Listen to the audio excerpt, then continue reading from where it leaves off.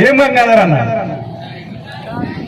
బండారి గంగాధర్ అన్న ఇవాళ పెట్టిండు విగ్రహాన్ని వీర శివాజీని. ఆ వీర శివాజీ మనం అప్పుడప్పుడు అనుకుంటుంటాం కదా, వీనికి దయ్యం పట్టిందనో లేకపోతే దేవుడు పూనిండనో. మన గంగాధర్ అన్న కూడా వీర శివాజీ పూనిండు, నెత్తిలో కూసున్నాడు. తనను మనసులో పెట్టుకున్నాడు, ఎవ్వరూ చెయ్యని పనులు నేను చెయ్యాలి అని.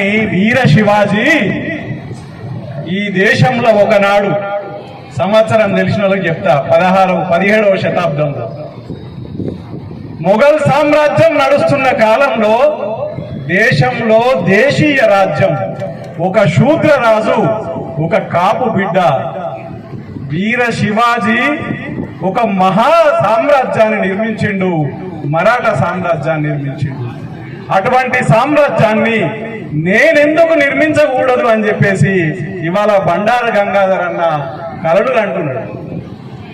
బండారు గంగాధర్ అన్న 15వ ఏటనో 16వ ఏటనో అన్నల అడుగుల్లో అడుగేసి ఇక్కడ చెంచల్గూడ జైలు, చెల్లపల్లి జైలు చూసి వచ్చిండు. అన్నలతో సహవాసం చేసిండు. చిన్న ఏజ్ లోనే పెద్దలతో సహవాసం చేసిండు. పెద్ద పెద్ద వీరుల చరిత్రను జైళ్లలో చదువుకున్నాడు. ఏ రోజు కూడా ఇవాళ విప్లవోద్యమం ఇక్కడున్నా లేకున్నా ఆ విప్లవోద్యమాన్ని ఇక్కడున్న ప్రజల గుండెల్లో బతికిస్తూ తాను బతుకుతూ ఒక నాయకుడుగా నర్సాపూర్ ఏరియాలో నిలబడుతున్నాడు. ఈ పక్కనే గద్దరన్న తూఫాన్, ఈ వెనుకనే గద్దరన్న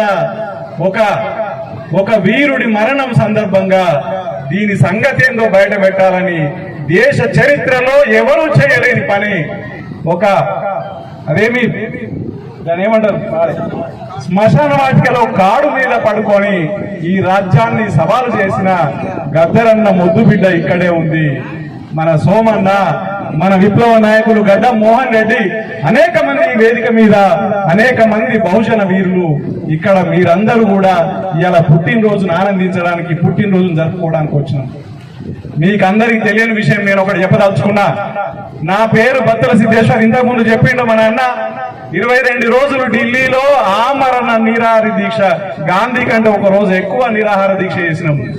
అది మీ అందరికి తెలుసో లేదో, మీరు వీడియోలలో యూట్యూబ్లలో చూస్తుండో లేదో, గంగాధర్ అన్న యూట్యూబ్లలో చూస్తుండో లేదో, అది చెయ్యడానికి గంగాధర్ అన్న నాకు ఏమంటారు కుడి చేయి మెయిన్ సపోర్టర్ గా నిలబడి ఇవాళ దేశంలో కుల జనగణన సాధించుకొచ్చినాం. మేము చాలా మంది బెదిరించారు మమ్మల్ని, మోడీ ప్రభుత్వం మొండి ప్రభుత్వం, మోడీ ప్రభుత్వంతో పెట్టుకుంటే మీరు గెలవలేరు, మీ శవాలే వస్తాయని చెప్పేసి.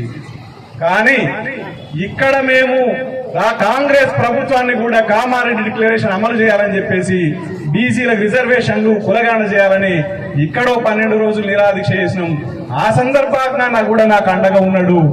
తర్వాత ఢిల్లీలో కూడా మేము ఇక్కడ జరిగింది ఏదైతే ఉందో కుల జనగణన, ఇక్కడ పెట్టిన బిల్లులు ఏవైతున్నాయో బీసీ బిల్లులు, మనం ఢిల్లీలో కూడా సాధించుకురావాలని చెప్పేసి చిన్న గరిక పూసలం మేము డిసైడ్ చేసినాం. చాలా పెద్ద ప్రభుత్వం, మొండి ప్రభుత్వం.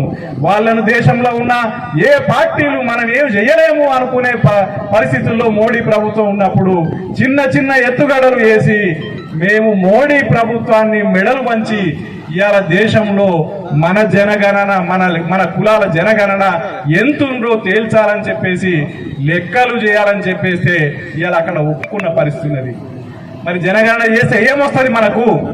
మాకేమొస్తుంది? జనగణన లెక్క పెట్టుకుంటాడు కదా అని చెప్పేసి మీరు అనుకోవచ్చు. దేశానికి స్వాతంత్రం రాకముందు బ్రిటిష్ ప్రభుత్వం మన లెక్కలు పెట్టింది. దేశానికి స్వాతంత్రం వచ్చిన తర్వాత ఇక్కడున్న బ్రాహ్మణ బనియా ప్రభుత్వాలు మన లెక్కలు మాయం చేసినాయి. లెక్కలు లేకపోతే మిత్రులారా హక్కులు లేవు, హక్కులు లేకపోతే ఆజాదీ లేదు. ఆజాదీ అంటే స్వాతంత్రం. మన హక్కులు మనకు లేనప్పుడు మనకు స్వాతంత్రం లేనట్టు లెక్క. నిజానికి ఈ దేశ మూలవాసులం, ఈ దేశ భూమిపుత్రులం మనం. మనకు ఈ దేశంలో హక్కులు లేవు, రెండో పౌరులు ఉన్నాం. ఎప్పుడన్నా ఊహించుకుంటామా మన గంగాధర్ ముఖ్యమంత్రి కావచ్చనో, లేకపోతే బత్తల సిద్ధేశ్వరో, లేకపోతే ఏపూరు సోమన్నో ప్రధానమంత్రి? సోమన్న కూడా ఏం పాడుతుండంటే ఫ్లైట్లు నడపాలి, లేకపోతే శాస్త్రవేత్తలు కావాలి అనుకుంటుండు. కానీ సోమన్న ఈ దేశానికి ప్రధానమంత్రి కావడానికి ఏం తక్కువ ఉన్నది సోమన్నకు? ఈ దేశ ప్రధానమంత్రి ఏమన్నా సోమన్న కంటే గట్టిగా మాట్లాడగలుగుతాడా? ఈ సోమన్న ఈ రాష్ట్రంలో ఉన్న రేవంత్ రెడ్డి కంటే ఎక్కువ మాట్లాడగలుగుతాడా? అనుకుంటే సభలు నడపలేడా? అసెంబ్లీ నడపలేడా? పార్లమెంటు నడపలేడా? మనం ఇంతమందిని ఎవరు అయినా అసలు మన సమస్యలు మనకు అవగాహన ఉంటది, కానీ వాడికి ఎవరికి అవగాహన ఉంటది? బాపునోడికి ఏం అవగాహన ఉంటది? బనియా అంటే కొమ్మర్లకి ఏం అవగాహన ఉంటది? ఇవాళ రైతులం, కూలీలం, శ్రమజీవులం, ఎండ తీసినాం, పీ తీసినాం, అన్ని తీసినాం. వేల సంవత్సరాల నుంచి మనం పనిచేస్తే కదా, మనం శుభ్రం చేస్తే కదా వాడు బతికి బయటపడ్డది. మనం శుభ్రం చేయకపోతే వా కొడుకులు ఆ జాతి ఏ రోజో చచ్చిపోయేది. వేల సంవత్సరాల నుంచి ఆ అగ్రకులాలు బతుకుతున్నాయనంటే మనం బువ్వ పెడితే, మనం శుభ్రం చేస్తే, మనం బట్టలు ఉతికితే, మనం బట్టలు వేస్తే ఇవాళ వాళ్ళు బతికి ఉండి మేమే పరిపాలించగలుగుతాం, మేమే సమర్థులం, మాకే ప్రతిభ ఉంది అని విర్రవీగుతూ మనల్ని అణగార్చుతున్నారు. మన బిడ్డలకు భవిష్యత్తు లేకుండా చేస్తున్నారు. కాబట్టి మనం అసెంబ్లీ పార్లమెంటులో ఉన్నప్పుడే మన హక్కులు, మన కనీస మద్దతు ధరలు, మన పిల్లల భవిష్యత్తు దాని మీద ఆధారపడుతుంది. మనం పార్లమెంటులో లేనంత వరకు ఒకనాడు నేను అన్నదమ్ముడు వ్యక్తినే మన గంగన్న కంటే ముందుగా మేము ఇట్లాంటి పల్లెల్లో తిరిగిన వాళ్ళమే. ఈ పల్లెకి వస్తే కూడా ఇది నా ఊరు అనిపిస్తుంది. ఎందుకంటే ఒక పిల్లుట్ల ఊరు పక్కనే ఒక అడవి ఉంటే, ఊరు పక్కన అడవి ఉంటే ఇది మా ఊరు అనిపిస్తుంది, మా తల్లి అనిపిస్తుంది, వీరంతా నా వాళ్ళు అనిపిస్తుంది. నా వాళ్ళ మధ్యన, నా రక్త సంబంధికుల మధ్యన నేను మాట్లాడుతున్నా. కనుక మిత్రులారా, ఇవాళ మనం ఈ పల్లె, ఈ అడవి నుంచి ఆ పార్లమెంటుకు ఒకప్పుడు అడవికి పోయినాం. అడిగిపోయిన ఉద్యమం మరింత అడవికి పోయింది. అక్కడ కూడా అది తనలాడుతున్న పరిస్థితి ఉన్నది. ఇవాళ ఉద్యమం గెలుస్తుందా ఓడుతుందా అనేది పక్క పెట్టి ఇక్కడున్న మనంగా దాన్ని, బయట ఉన్న పార్టీల్ని, అనేక పార్టీల్ని రక్షించాలంటే ఈ దేశంలో బీజేపీ ఏదైతే ఉందో ఆ పార్టీ ఇవాళ మన బీసీలకు అన్యాయం చేస్తుంది. మండల్ కమిషన్ నుంచి మొదలుపెట్టే ఈ వాటి వరకు, ఈ మధ్యలో మీకు తెలుసు చదువుకున్న వాళ్ళకి అందరికీ ఈడబ్ల్యూఎస్ అని ఎకనామికల్లీ వీకర్ సెక్షన్ పేరిట, అగ్రకులాల పేరిట, అగ్రకుల పేదలకు కాదు, అగ్రకులాల జనాభా మొత్తం వాళ్ళది ఎంతుందో అంత శాతం రిజర్వేషన్ తీసుకున్నారు. 10% రిజర్వేషన్ తీసుకుంటారు. మనం బీసీలో 40% ఉన్నాం. ఎస్సీ ఎస్టీలకు డాక్టర్ బిఆర్ అంబేద్కర్ పోరాటం వల్ల వాళ్లకు జనాభా నిష్పత్తి ప్రకారం వచ్చింది. ఇవాళ దేశంలో ఎక్కువగా నష్టపోతున్నది ఎవరి అంటే బీసీలే.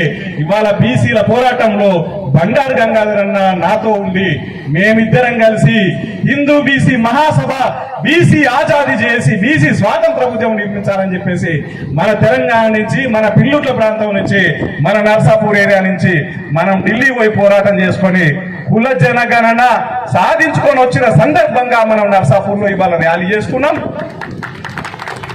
మనం శివాజీని, వీర శివాజీని మన నెత్తిన పూనింది కనుక ఒక బీసీ మహారాజ్యాన్ని, ఒక కాపు రాజ్యాన్ని, ఒక రైతు రాజ్యాన్ని, శివాజీ అంటే ఒక రైతు బిడ్డ రాజ్యం ఏలితే ఆ రోజు ఇవాళ కాదు మనకు ప్రభుత్వాలు లోన్లు ఇచ్చేది, రైతు బిడ్డ శివాజీ రాజై రైతులకు లోన్లు ఇచ్చి ఆనాడు ప్రజలందరినీ తన కన్న బిడ్డల వల్ల చూసిన. ఎందుకు చూసినట్టే ఆ బిడ్డ మన రక్త సంబంధీకుడు కాబట్టి. మన రక్త సంబంధీకులు ఇవాళ పార్లమెంటులో ఉంటే, మన రక్త సంబంధీకులు అసెంబ్లీలో ఉంటే మనకు ధైర్యం, మనకు మేలు జరుగుతుంది. మిత్రులారా, ఇవాళ ఈ ఉద్యమంలో నాతో గంగాధర్ ఉన్నాడు. గంగాధర్తో పాటు మీరందరూ కూడా ఉండాలని కోరుకుంటూ, ఈ వేదిక మీద ఉన్న మిగతా బంధువులందరికీ కూడా కోరుకుంటూ నాకు అవకాశం ఇచ్చిన మీ అందరికి ధన్యవాదాలు చెప్తూ ముగిస్తున్నాను.